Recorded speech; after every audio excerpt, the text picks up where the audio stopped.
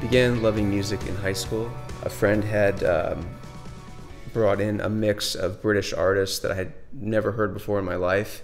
And it was so different from what I had grown up listening to that I was just like, I couldn't believe that this music existed. Because it was emotional, it was romantic, it was poppy. And from there, that's when I just completely changed my path. I wanted to play the drums, and my parents talked me out of it by buying me a guitar instead. And I got very good at it because I was playing guitar 6 or 7 hours a day. That's all I did. I wouldn't leave. I wouldn't go outside. I hated sports. I wasn't popular. Like, all I did was sit in my room and write songs.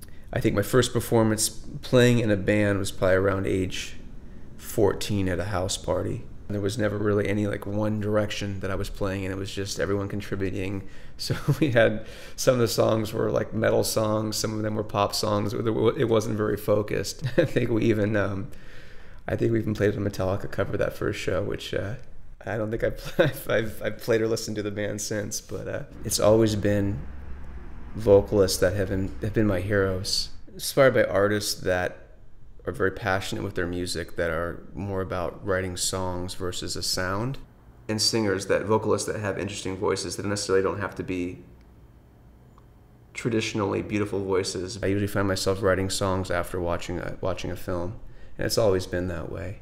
I'll watch up to maybe 5 or 6 or 7 movies a week, maybe a movie a day. You know, as a musician, as a songwriter, I've had some amazing experiences over the years, and I'd say one was, playing London for the first time. Really unexpected experience going over there, not realizing that there was this whole group of people that had been into my music and had discovered my music. I just hope that my music will connect with someone, and my lyrics have never really been direct.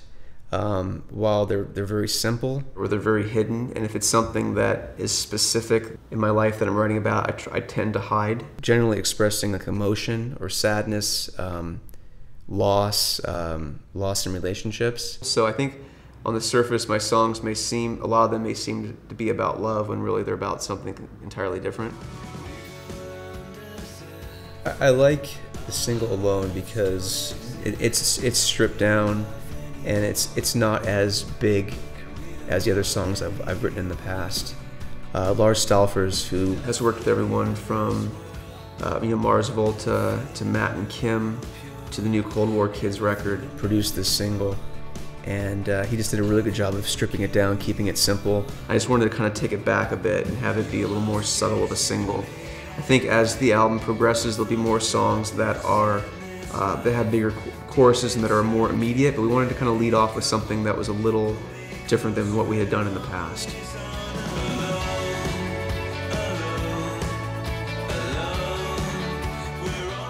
Being a musician, playing music, writing music, playing with other musicians and writing for other musicians, it's meditative, and at the same time I feel like it's something I have to get out.